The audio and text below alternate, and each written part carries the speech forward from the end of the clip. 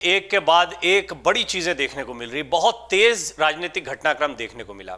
अजीत पवार ने बगावत कर दी। अजीत पवार की बगावत के बाद में शरद पवार अपने प्रयासों में जुटे हुए हैं। उन्होंने भी एक बड़ी बैठक बुलाई। बैठक के बाद उन्होंने खुशी जाहिर की। उनको लगता है कि सारे विधायक उनके साथ में जुड़े रहेंगे। ये तमाम बातें सामने आई हैं। शरद पवार की ये बैठक बहुत महत्वपूर्ण है। इसलिए महत्वपूर्ण है क्योंकि शरद पवार जाने जाते हैं अपने अंदाज में राजनीति करने के लिए। उनको सियासत का बहुत बड़ा चाणक्य माना जाता है। कहा जाता है कि चुनावी रणनीति और राजनीतिक रणनीतियों की जब बात आती है तो शरद पवार का कोई सानी नहीं है। बात सही भी है, लेकिन अब एक समय की भी बात होती है, एक दौर की भी बात होती है, उम्र का भी तकाजा होता है। आज उनसे उम्र पर भी सवाल पूछे गए। इस सबके बीच में एक बार फिर चर्चा में आ गए हैं महाराष्ट्र के पूर्व मुख्यमंत्री और कांग्रेस के वरिष्ठ नेता पृथ्वीराज चव्हाण। दरअसल उन्होंने सीएम शिंदे को लेकर एक बहुत बड़ा बयान दे दिया है। उन्होंने एक बड़ा दावा किया है। 6 जुलाई को पृथ्वीराज चव्हाण ने मीडिया कर्मियों से बातचीत की और इस दौरान उन्होंने बताया कि अगस्त में शिंदे की सरकार गिर जाएगी।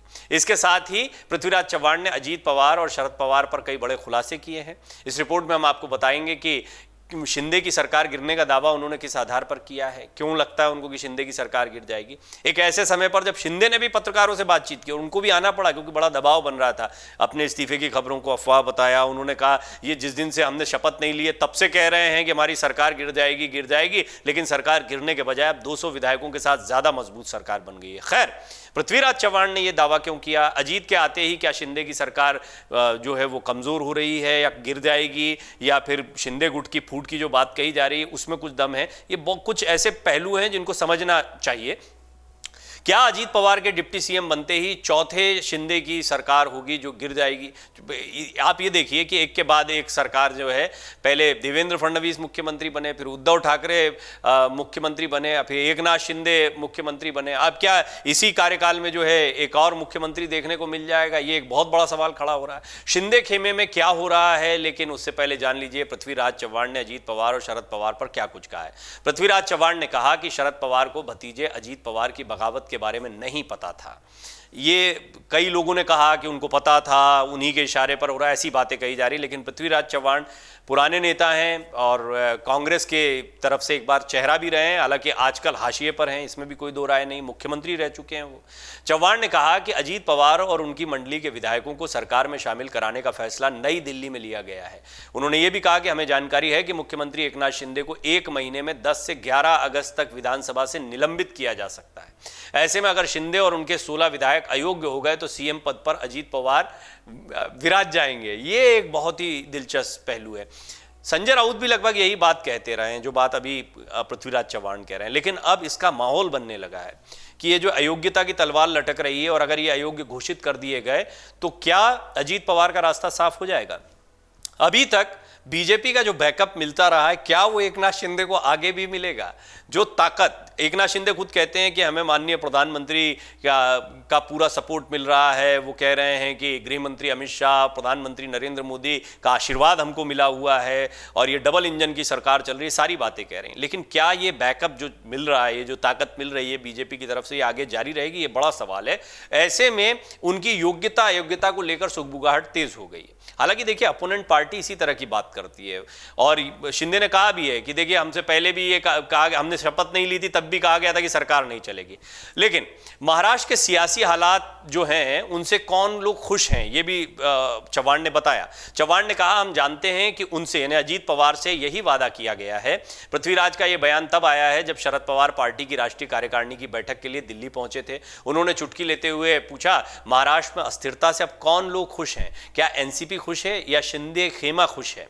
बुधवार को दोनों खेमों ने अपनी अपनी बातें रखी थी और उनको माना गया कि एक तरीके से जहर उगला गया। उप मुख्यमंत्री पद की शपथ लेने के 3 दिन बाद अजीत पवार ने बुधवार को अपना शक्ति प्रदर्शन करते हुए अपने पत्ते खोले। उन्होंने साबित किया कि पार्टी के विधायकों का समर्थन जो है उसमें वो शरद पवार से ज़्यादा भारी हैं। हालांकि शरद पवार ने भी बैठक की है और उन्होंने स्पष्ट कर दिया कि ये पता लग जाएगा आपको जल्दी। उन्होंने कोई दावा नहीं किया, इन दावों पर कोई खुलकर टिप्पणी भी नहीं की है, लेकिन उन्होंने ये कहा कि आपको बहुत जल्दी पता लग जाएगा असली एनसीपी किसकी है, हमारे पास कितनी ताकत है। सारी बातें उन्होंने बोली। मैं डिटेल में आपको बताऊंगा कि क्या क्या कहा है शरद पवार ने।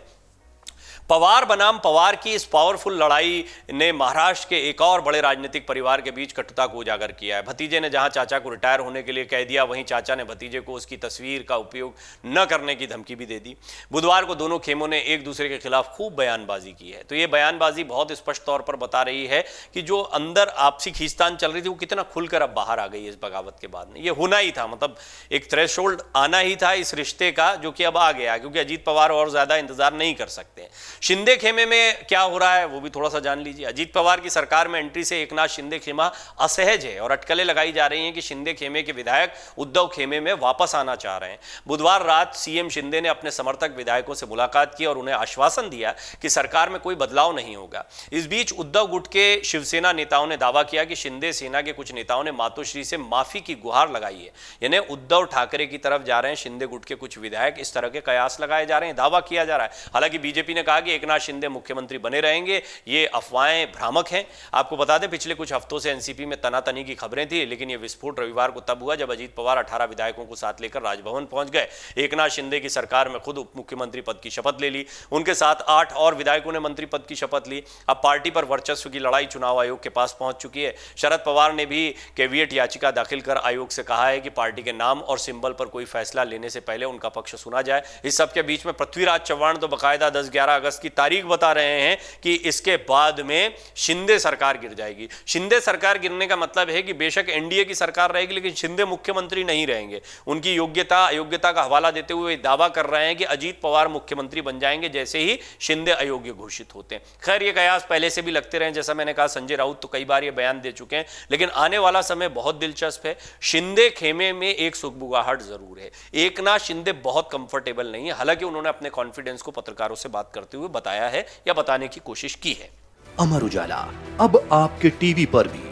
अपने स्मार्ट टीवी पर यूट्यूब पर सर्च करें अमर उजाला, चैनल सब्सक्राइब करें और देखें ताजा खबरें, वो भी HD क्वालिटी में। और हाँ, बेल आइकन दबाना ना भूलें ताकि हर खबर हो आपके घर। अमर उजाला, निष्पक्ष, निर्भीक, निरंतर।